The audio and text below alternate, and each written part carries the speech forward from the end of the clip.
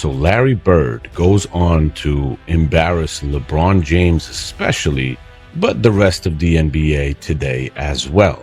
And he does it by simply... Modern basketball media has developed a strange habit of treating ordinary plays like they belong in the history books. A recent moment on the court even left a head coach stunned after a superstar simply showed some basic hustle. The sports media immediately went overboard, giving this veteran player an unbelievable amount of praise for doing something that should be completely normal in professional basketball. But when you look back at previous generations, players were expected to make those kinds of efforts without needing constant recognition or applause. So the question is simple. Did a professional basketball player really receive massive media praise just for hitting the floor while chasing a loose ball?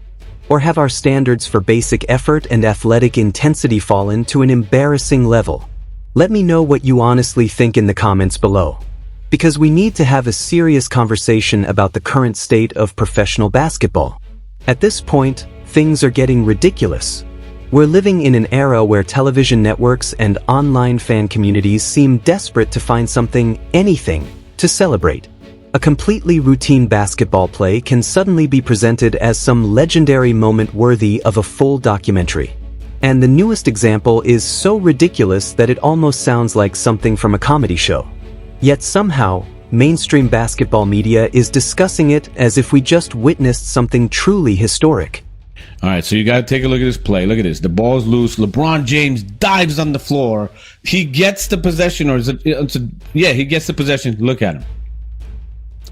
Like, I'm going to replay this for you and tell me. This is slowed down. Tell me exactly where does he get hurt? Where does he get hurt for that reaction? Let me play it for you again. Okay, so he dives. He goes on the side. Like, what the heck? He didn't hit himself anywhere. Nothing. It was a low dive. Do you remember Dennis Rodman dive? Did you see him squirm in pain? The basketball world seemingly stopped for a moment because LeBron James actually hit the floor while trying to secure a loose ball. And let's be clear about what happened. This wasn't a game-winning possession in the NBA Finals. It wasn't some legendary defensive play that sealed a championship. It was simply a normal regular season hustle moment where the ball came loose and a player did exactly what basketball players are taught to do from the very beginning: go after it. But because that player happened to be LeBron James, the reaction from his supporters and certain members of the media was completely blown out of proportion. A routine hustle play was suddenly treated like something extraordinary, almost as if LeBron had accomplished something nobody had ever seen before. I told him after the game, I said, in 23 years of watching you play in the NBA and the 3 years I watched you play in high school, I never saw you make a full-out extension dive like that. And he said, you're right, I've never done that. It's awesome. I know he'll feel that tomorrow. Okay, so you heard JJ Redick just describe that he followed his career since high school and never has seen him dive for a basketball like that. That tells you a lot already. After the game, his head coach, JJ Redick, stepped in front of the media and talked about the moment like he had just witnessed something unbelievable. Redick explained that he actually had to pull LeBron aside in the locker room and talk to him about what had happened. According to Redick, during his 23 years of watching LeBron play in the NBA, along with the 3 years he watched him back in high school, he had never seen LeBron completely extend himself and dive for a loose basketball like that. Think about that for a moment. LeBron's own head coach stood in front of cameras and openly admitted that the face of the NBA had gone almost a quarter of a century without making that kind of full extension hustle play for a loose ball. And what did LeBron say when his coach brought it up? He simply smiled, looked at Redick, and agreed.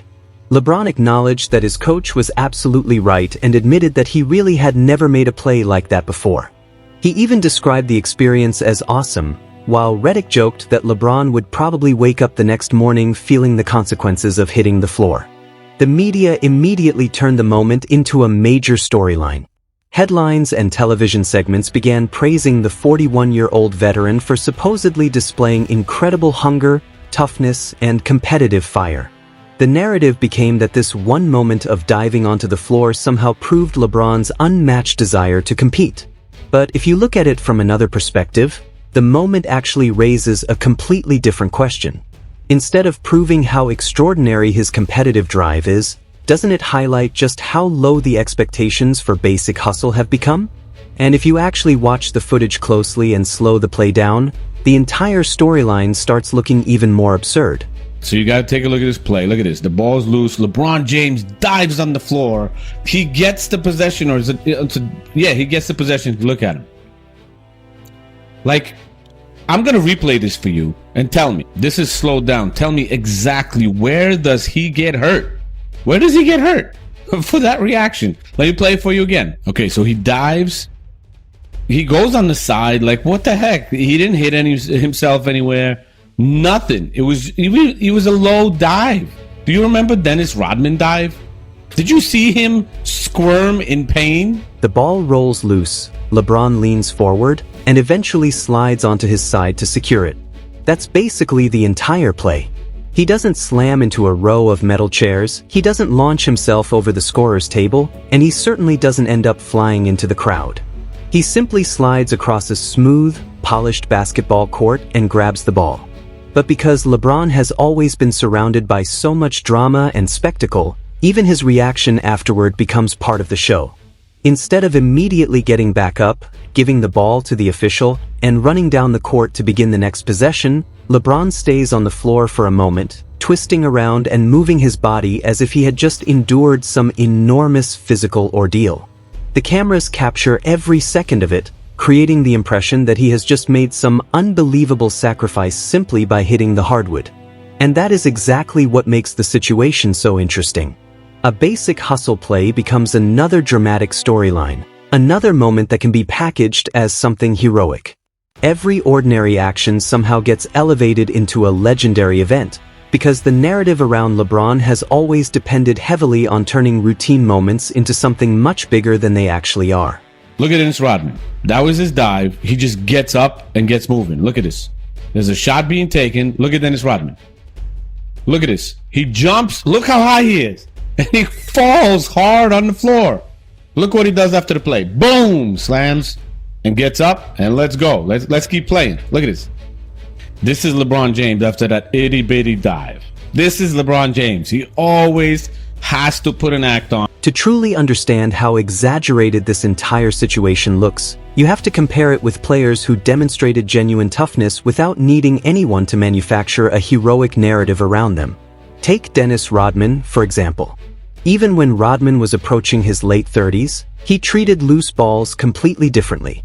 Whenever a basketball went anywhere near Rodman, he wasn't casually dropping to the floor like he was settling onto a comfortable mattress. He would launch his entire body through the air, becoming almost completely horizontal above the hardwood as he chased the ball.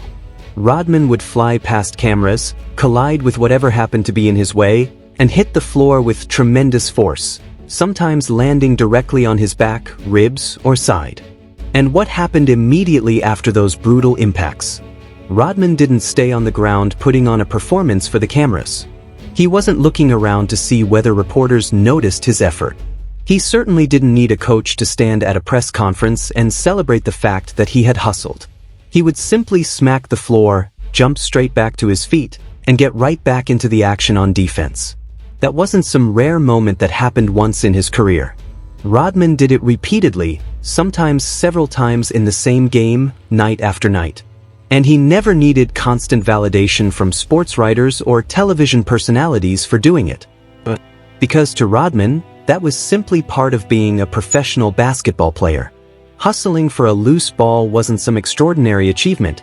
It was the absolute minimum expectation of the job.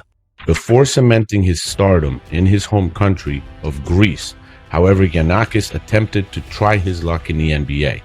In 1982, Giannakis was drafted 205th overall by the Boston Celtics, and while he did make it all the way to training camp, the Greek star was eventually cut.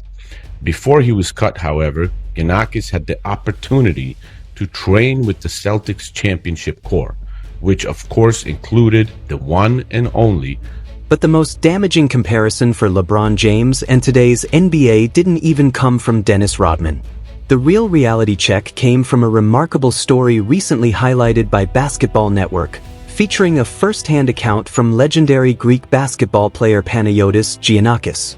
For younger fans who may not recognize the name, it's important to understand just how significant Giannakis is before judging the importance of his story. Giannakis is considered one of the most influential figures in international basketball history. He won a EuroLeague championship, captured 7 domestic league titles, earned a place in the Basketball Hall of Fame, and became one of the most respected athletes ever produced by Greece. He also comes from the same tough European basketball culture that eventually helped produce modern NBA stars such as Giannis Antetokounmpo. And his perspective provides a completely different standard for what toughness, effort, and competitive basketball were supposed to look like. And they keep me after this camp to the veterans camp. So I went with Larry Bird, McHale, Tammy Archibald, Gerald Henderson, Robert Parrish. The greatest team ever, arguably. Yeah. So I was almost because they cut me 1 week before start the season. Wow. How was it with Larry Bird, man? I love to remember that he's dived for the ball during the practice. Every time. He was crazy. He gave his best every moment. That was big lesson. I remember that. But I was like this too. Before Panayotis Giannakis became a European basketball legend, he crossed the Atlantic and earned a chance with the 1982 Boston Celtics. He practiced alongside stars like Larry Bird, Robert Parrish, and Cedric Maxwell before being cut shortly before the season began. Years later, Giannakis recalled how Bird would throw himself onto the floor for loose balls during ordinary practices. Bird gave maximum effort whether thousands of fans were watching or the gym was completely empty. That story creates a striking contrast with today's NBA, where basic hustle can be treated like a historic achievement. Bird never needed media praise, special attention, or cameras to motivate him. Competing hard was simply part of his identity. His example showed that true greatness comes from relentless effort every day, not manufactured hype or dramatic moments. If modern basketball wants to restore its competitive edge, it needs to remember the standards legends like Bird once set.